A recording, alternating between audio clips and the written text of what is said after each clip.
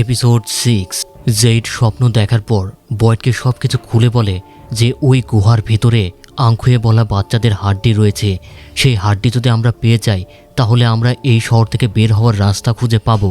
বয়েড তার উপর একটু রেগে গিয়ে বলে এটা একটা নিশ্চিত সুসাইড মিশন, আমরা সেখানে যাওয়া মাত্রই রাক্ষসদের হাতে মারা পড়ব। জেইড বলে আমরা যদি সঠিক নিয়মে সেখানে যাই তাহলে আমাদের কিচ্ছু হবে না। বয়েড এবার নিজেকে শান্ত করে বলে আচ্ছা ঠিক আছে, মেনে নিচ্ছি। ওই গুহায় যাওয়ার পর আমরা ওই আংখুয়ে বলা বাচ্চাদের হাড্ডি সংগ্রহ করলাম, এরপর কি হবে? তখন জেইড আর উত্তর দিতে পারে না। বয়েড বলে অনেক রাত হয়েছে, এবার ঘুমিয়ে পড়ো।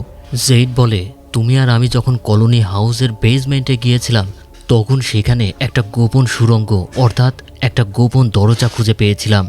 বয়েড এবার চরম রেগে গিয়ে বলে তুমি আর আমি কখনো কলোনি হাউসের বেসমেন্টে যাইনি। জেড বলে এক্স্যাক্টলি, তুমি আর আমি কখনো ওই কলোনি হাউসের বেসমেন্টে যাইনি, কিন্তু এটা আমি জানলাম কিভাবে? বয়েড বলে তুমি ওই মাশরুম খাওয়ার পর যেই স্বপ্নটা দেখেছো এতে প্রমাণ হয় না তোমার স্বপ্নে যা কিছু দেখেছো সেটা বাস্তবে কাজ করবে। জেইড তাকে অনুরোধ করে এটাই একমাত্র রাস্তা ওই গুহার ভেতরে পৌঁছানোর, একবার আমাদের চেষ্টা করতে দোষ কোথায়? সে বয়েডকে বোঝায় প্রাচীন মিশরীয়রা তাদের পরিবার এবং সম্মানীয় ব্যক্তিদেরকে মামি করে রাখত, এতে তাদের ধারণা মৃত ব্যক্তিরা মৃত্যুর পরও তাদের সুরক্ষায় থাকে। হতে পারে ওই রাক্ষসেরা সেই হাড্ডিগুলোর সুরক্ষা দিচ্ছে। দেখো, এই সমস্ত কিছু শুরু হয়েছিল কিছু বলিদানের মাধ্যমে। আমরা হাজার বছর ধরে সেই বলিদানের মাধ্যমে এই শহরে ফেসে আছি।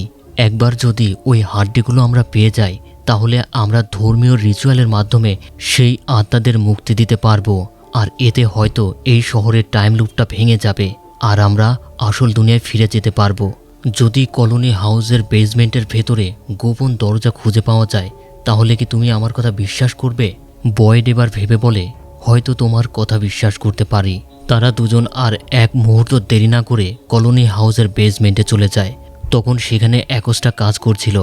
আগের পর্বে বয়েড অ্যাকোস্টাকে অনুরোধ করেছিল এই বেসমেন্টে যে সব জিনিসগুলো আছে সেইগুলোর বিষয় নিয়ে তদন্ত করে একটি কাহিনী তৈরি করতে, অর্থাৎ এই জিনিসগুলো কার এবং কিভাবে এখানে এসেছে। এতে অ্যাকোস্টা হয়তো এই শহর থেকে বের হওয়ার উত্তর খুঁজে পেতে পারে। তাছাড়া এখানে অ্যাকোস্টাকে ব্যস্ত রাখার মেইন কারণ হলো অ্যাকোস্টা যেন এই কাজে নিজেকে বিজি রাখতে পারে, যেন তার ভেতরে কোনো সুসাইডের চিন্তা না আসে, আর শহরের মানুষরাও যেন নিরাপদে থাকতে পারে তার হাত থেকে। তখন অ্যাকোস্টা জেইডকে জিজ্ঞেস করে সে আসলে এখানে কী জন্য এসেছে। জেইড বলে সে স্বপ্নে দেখেছিল এখানে একটি গোপন রাস্তা আছে, অর্থাৎ গোপন দরজা আছে, সেটা খুঁজতেই এখানে এসেছে। অ্যাকোস্টা বয়েডকে বলে এই শহরের মানুষগুলো সব অদ্ভুত অদ্ভুত কথা বলে, কারণ সে এখনও এই শহর সম্পর্কে বিস্তারিত জানে না।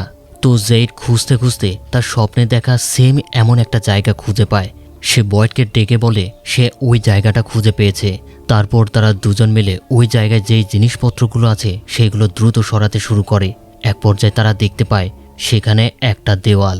এটা দেখে জেইড একদম হতাশ হয়ে পড়ে আর বয়েড চরম আকারে রেগে যায়। এরপর তারা দুজন কলোনি হাউসে ফিরে আসে। তখন জেইড বলে এই দরজা একটা ইশারা ছিল। বয়েড তাকে ঠাট্টা করে বলে ওই হাড্ডিগুলো একটা ইশারা ছিল। জেইড তাকে বলে তোমার জায়গায় আমিও থাকলেও এই কথাগুলো বিশ্বাস করতাম না। আমি যেই কথাগুলো বলছি এগুলো একটু ঝুঁকিপূর্ণ হলেও এটাই সত্যি। বয়েড রেগে গিয়ে বলে ঝুঁকিপূর্ণ বলতে এটা একটা সুসাইডের মতো। জেইড বলে হতে পারে কিছু লোকের জন্য। বয়েড তখন আরও রেগে গিয়ে বলে তোমার কাছে এই মানুষগুলোর জীবনের কোনো মূল্য নেই, তুমি চাও আরও মানুষ মারা যাক?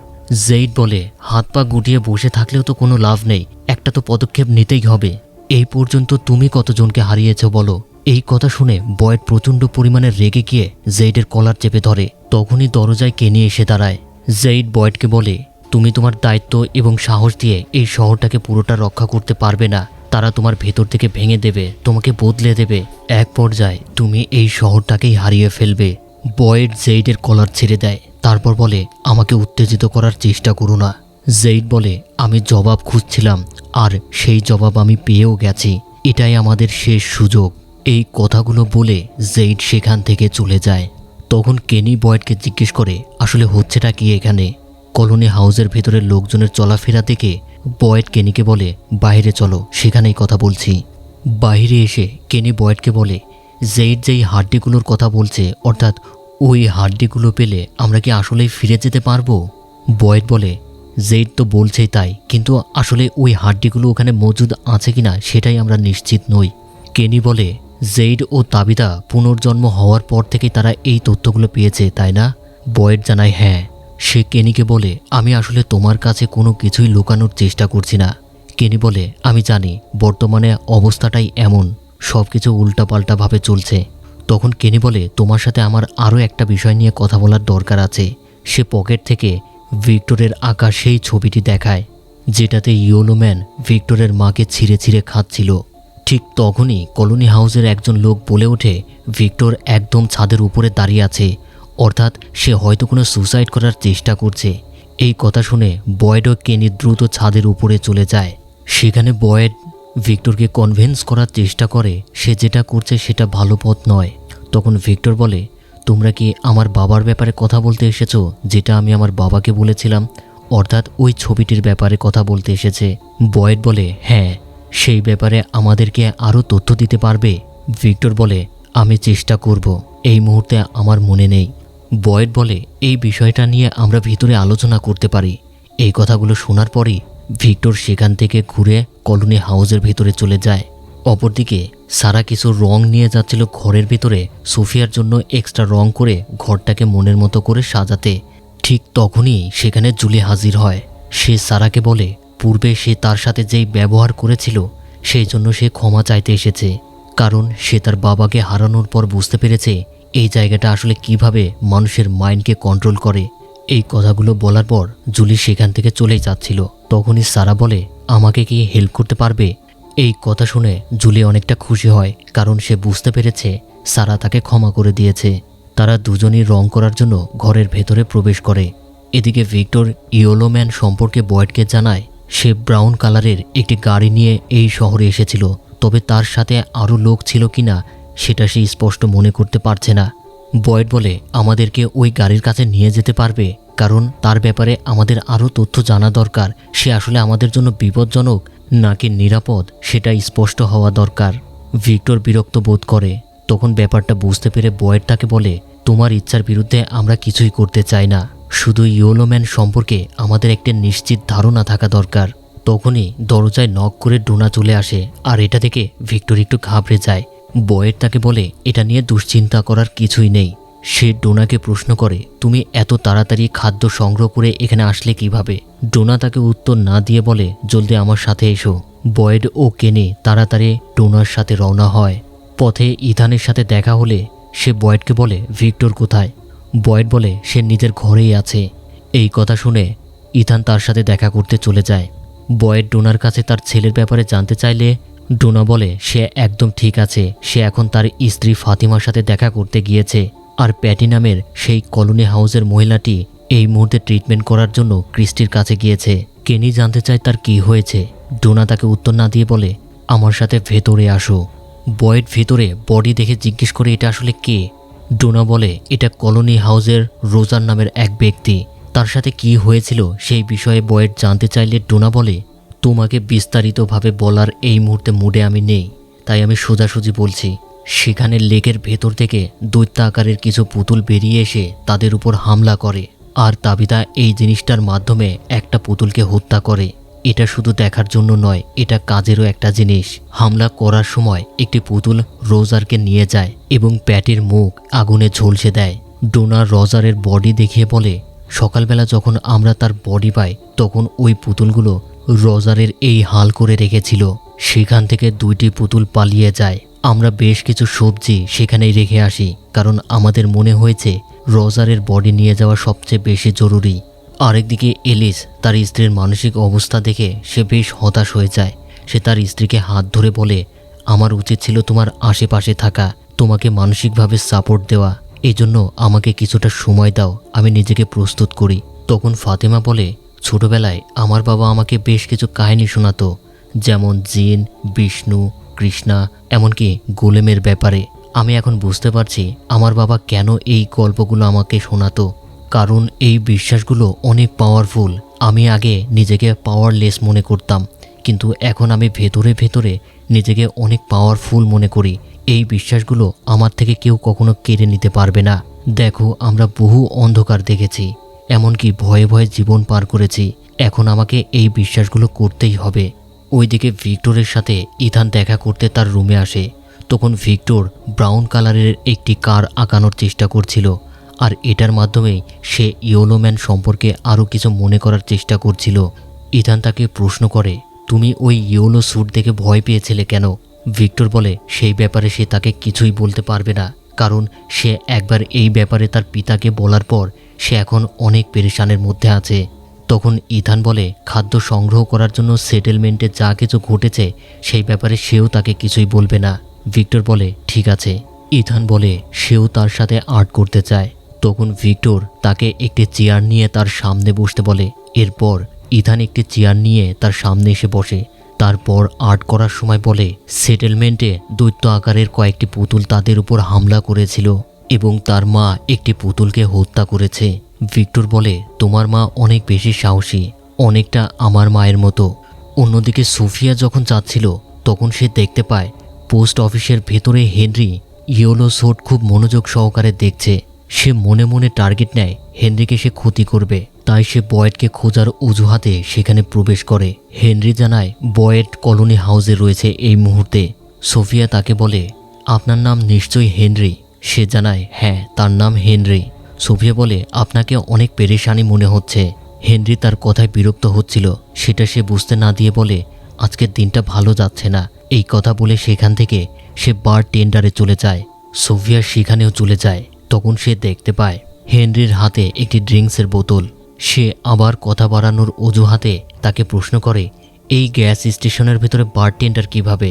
হেনরি বলে তোমার প্রশ্ন এমন হওয়া উচিত যে এই শহরে গ্যাস স্টেশনই বা কেন? এখানে একবার ঢুকলে আর কখনোই বের হওয়া যায় না। সোফিয়া হেসে বলে আমি কি আপনার সাথে একটু ড্রিঙ্কস করতে পারি? হেনরি তার কথা শুনে হেসে ফেলে, কারণ তার বয়সটা অনেক কম। সোফিয়া বলে আমাকে মাফ করবেন, আমি আপনাকে বিরক্ত করার জন্য আসিনি। এই কথা বলে সে যখনই বের হয়ে যাবে তখনই হেনরি তাকে ডাক দেয় এবং তার সাথে ড্রিঙ্কস করার পারমিশন দেয়।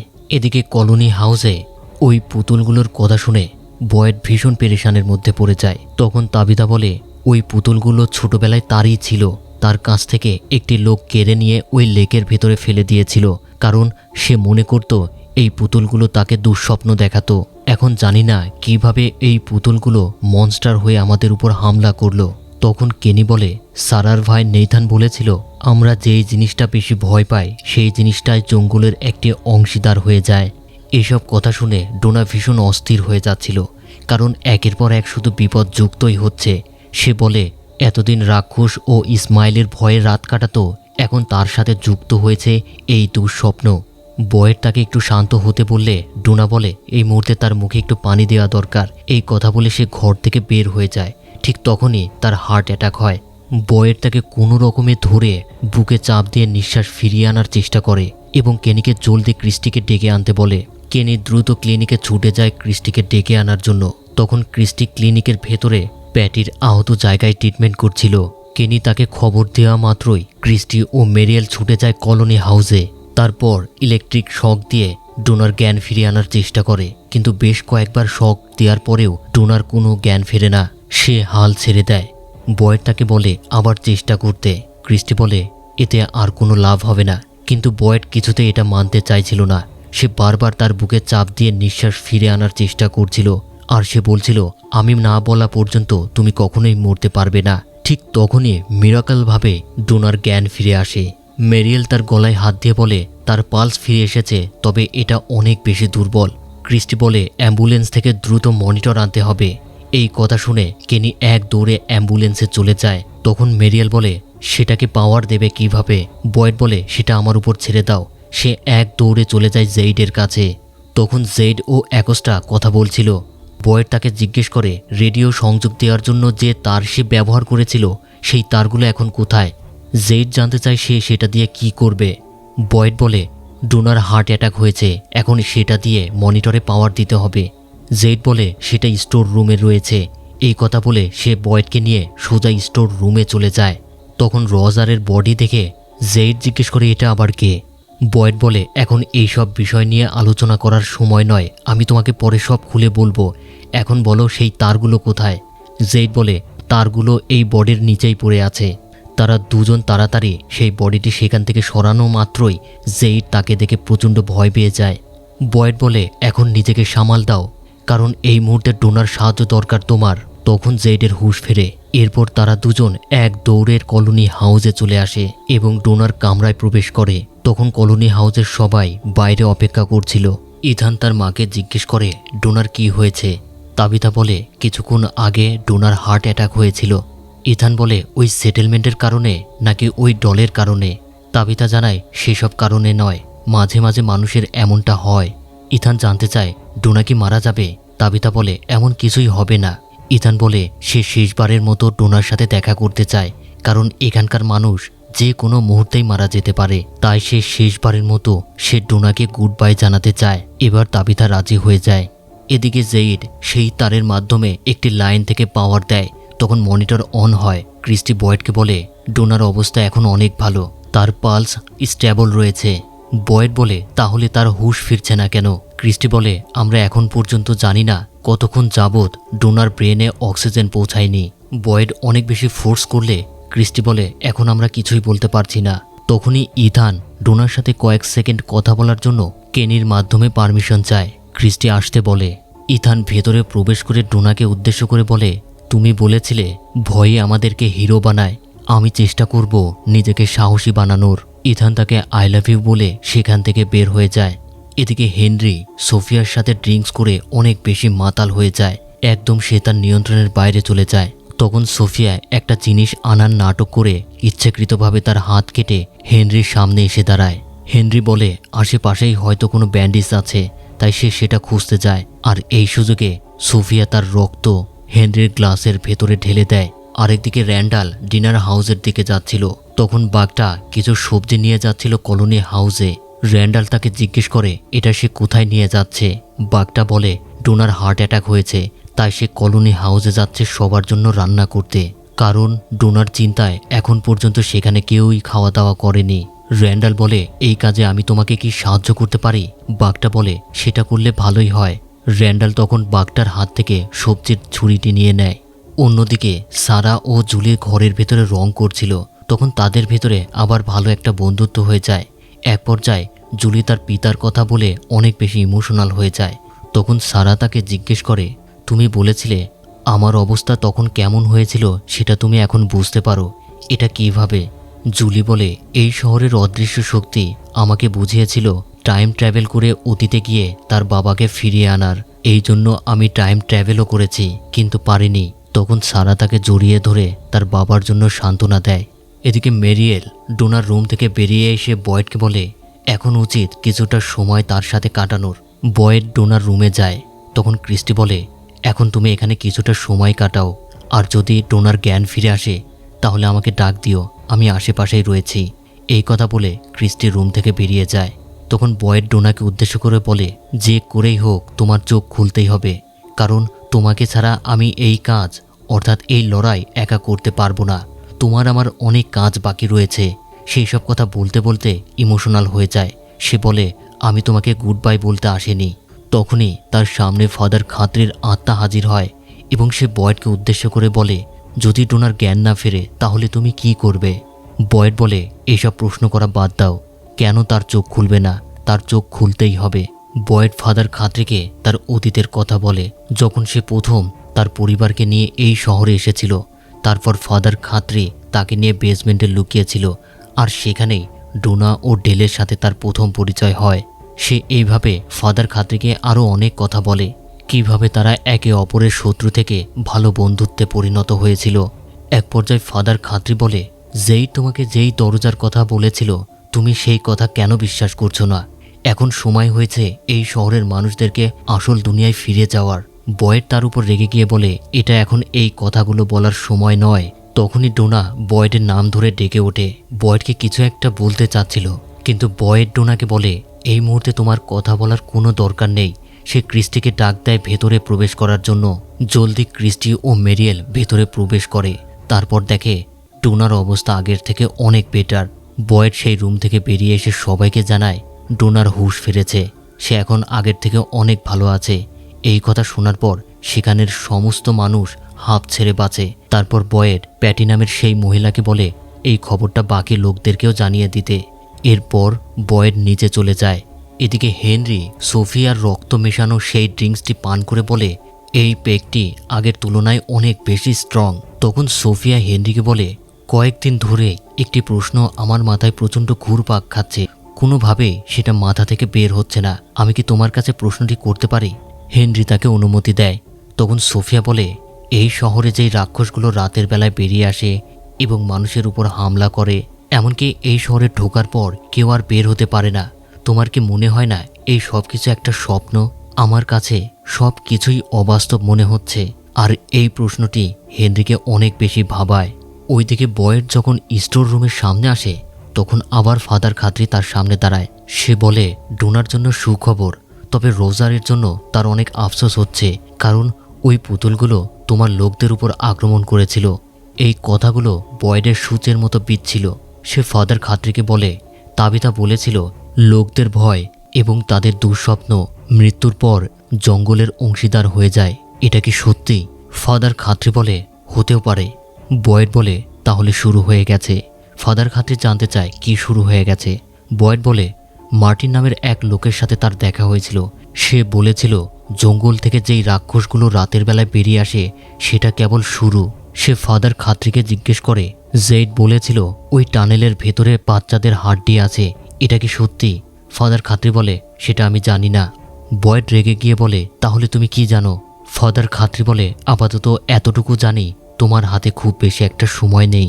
বয়েড বলে, এই লোকদেরকে আমি কিভাবে ওই টানেলের ভেতরে নিয়ে যাব, যেটা এখন পর্যন্ত আমি নিশ্চিত নই জেইড স্বপ্নে যেটা দেখেছে সেটা বাস্তব নাকি নকল। ফাদার খাতরি বলে, কিছু জিনিসের উপর ভরসা করতে হয়। তখন বয়েড সেই স্টোর রুম থেকে বড় একটা হ্যামার নিয়ে কলোনি হাউসের বেসমেন্টে ঢোকে এবং জেইডের কথা মতো সেই দেওয়ালটি হ্যামার দিয়ে ভাঙতে শুরু করে। তখন উপর থেকে জেইড সেই শব্দ পায়। সে সাথে সাথে বেসমেন্টে চলে যায়। তখন দেখতে পায় বয়েড প্রচণ্ড রাগে সেই দেওয়ালটি ভাঙার চেষ্টা করছে। এক পর্যায়ে সেই দেওয়ালটি ভেঙে যায় এবং সেই দরজাটি সামনে চলে আসে, যেটা জেইড তাকে বলেছিল। আর এটা দেখা মাত্রই জেইড বলে, আমার নিজের চোখকে আমি বিশ্বাস করতে পারছি না। তখন বয়েড বলে, আমাদের এখন একটা প্ল্যান তৈরি করতে হবে। আর এখানেই এপিসোড 6 শেষ হয়ে যায়। দেখতে দেখতে আমরা 1 লক্ষের খুব কাছাকাছি চলে এসেছি। তাই যারা এখন পর্যন্ত চ্যানেলটি সাবস্ক্রাইব করেননি তাদেরকে অনুরোধ করছি চ্যানেলটি সাবস্ক্রাইব করে দিতে। এই ভিডিওটি রিলিজ হওয়ার কথা ছিল 24 তারিখে, কিন্তু বছরের মধ্য সময় হিসাব করে তারা একটা সপ্তাহ গ্যাপ দেয়, যার কারণে ভিডিওটি আসতে অনেক দেরি হয়েছে। এই কারণে আমাদের হাতে আসতেও অনেক দেরি হয়ে গেছে। তো আজকের এপিসোডটি কেমন লেগেছে কমেন্ট করে জানাতে ভুলবেন না। সেই পর্যন্ত ভালো থাকুন, সুস্থ থাকুন। আল্লাহ হাফেজ সবাইকে।